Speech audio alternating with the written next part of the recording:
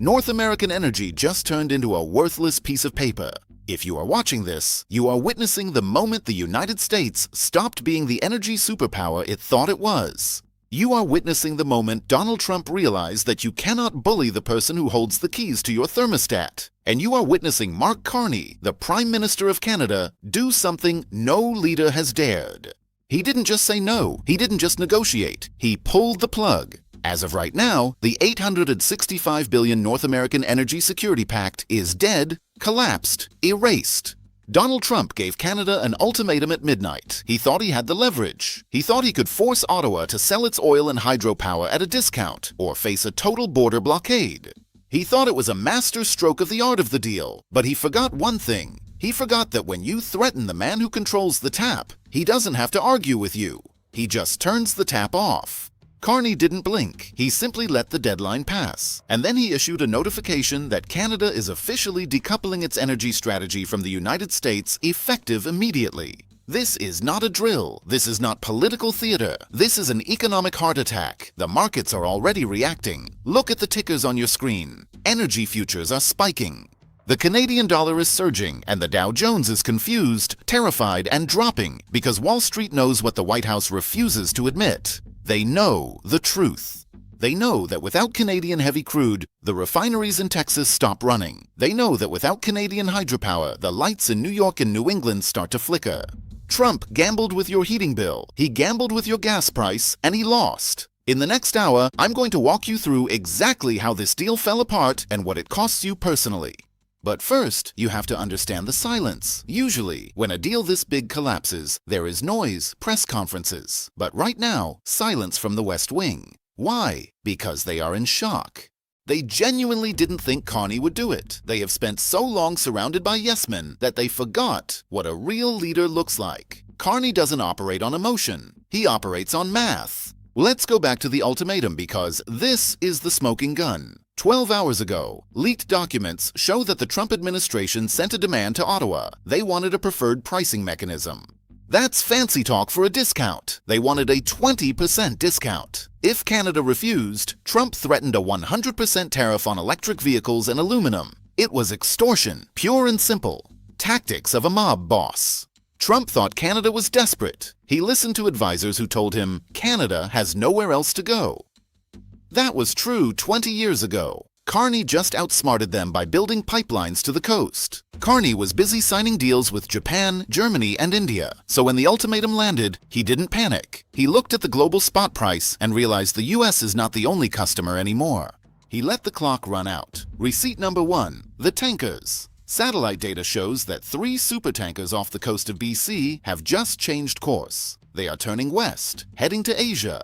That is millions of barrels of crude oil heading to fuel the factories of our competitors because they pay full price and they don't threaten the supplier. The US is losing its leverage. Receipt number 2, the grid. The northeastern US relies on hydropower from Quebec. Hydro-Quebec just issued a statement. Translation: New York, get your generators ready. The discount is over. Receipt number 3, the chemistry. U.S. refineries are built for Canadian heavy crude. They can't just switch to Texas light sweet crude overnight. By cutting the deal, Carney starves these refineries. This means less gas, higher prices, and shortages. This is a supply chain catastrophe, and it was entirely avoidable if Trump had treated Canada like a partner instead of a colony. But he can't do that. His psychology needs to dominate. Contrast the character. Trump is chaos, noise, and threats. Carney is cool, detached, and precise. A man who understands the system.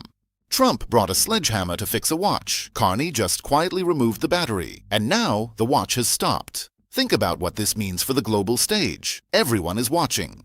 Putin is watching. Xi is watching. The EU is watching. They are seeing that the US just blew up its most important relationship. America is no longer a safe harbor. It's a risk. Carney just sent a signal. You don't have to bow down. You can just walk away. And Canada is walking away from the Trump administration. This deal was supposed to be a fortress. Now it's ash. Trump wanted a win for the cameras. Now he has to explain why gas is hitting $5 in Ohio and heating oil is doubling in New Hampshire. He has to explain why he broke the machine.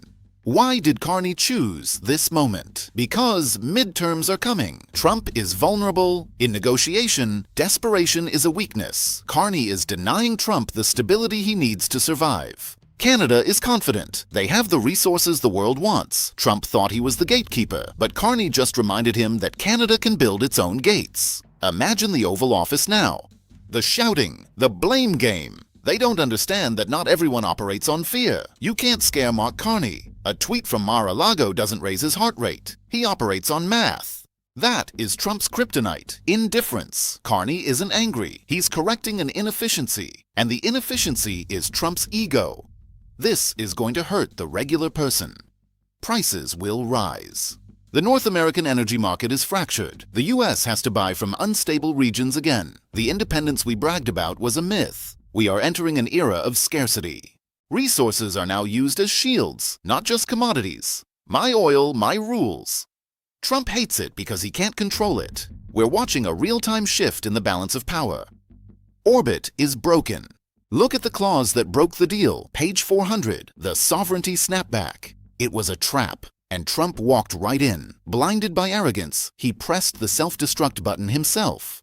Canadians are cheering. They're tired of being a punching bag. Carney is tapping into national pride. We are not the 51st state. We are a powerhouse. This makes Carney look like a protector. It makes Trump look weak. This was a choice to prioritize rhetoric over reality. Trump tried to punch Canada in the face and ended up giving himself a black eye. Conjoined twins, both hurt. What comes next? A scramble. The White House will try to backtrack and gaslight you. Don't believe it. The deal is dead. The tankers move in days. Trump is checkmated. There's no good move. Carney is also a proponent of green finance. By cutting off cheap oil, he's accelerating the green transition. He's imposing a carbon tax on Trump without passing a single law. It's brilliant. This is 4D chess, and Trump is playing checkers. He's knocking over pieces while the board is being packed up. Let's talk about the middle class. Fertilizer, corn, beef. Prices are going up. Inflation was cooling. Trump just poured gasoline on the embers. He'll blame the deep state or the media, but you know the truth. You saw the ultimatum. This is on him. The wrecking ball failed. We are in the rubble of the US-Canada relationship. Canada is open for business, but closed for bullying. The door is shut until a grown-up arrives who understands how to knock politely. The energy shield is gone. Get your blankets and wallets ready. It's going to be a cold, expensive winter. Remember the man who said no. Carney exposed the hollowness of the Trump doctrine. America first eventually means America alone, and alone in a cold world is a dangerous place. We'll keep tracking the tankers. The headline is simple. The deal is dead. Money is gone. The president has no clothes. Welcome to the new reality. Subscribe because this story is moving fast. You need to know what happens when the lights flicker and who to blame. We're watching. We'll be here watching the collapse. Subscribe now to stay informed as the energy reality of North America shifts forever. The silence is just the beginning.